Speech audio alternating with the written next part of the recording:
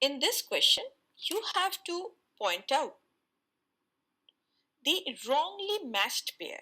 Option A, uniflagellate gametes is to Polysiphonia. Now this is wrongly matched because Polysiphonia is a rayed algae and it does not produce flagellated gametes. Instead, it has non-motile gametes. Hence, this is the correct option. Option B, biflagellate zoospores is to brown algae. Now this is correctly matched pair because brown algae such as ectocarpus produce biflagellate zoospores, that is motile spores with two unequal flagella. Hence it is incorrect option. Option C, unicellular organism is to chlorella.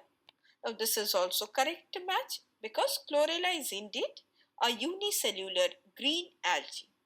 Hence it is incorrect option. Option D, Gemma cups is to Merchantia. Now this is also correct match because Merchantia, that is liverwort, produces Gemma for asexual reproduction. Hence it is incorrect option.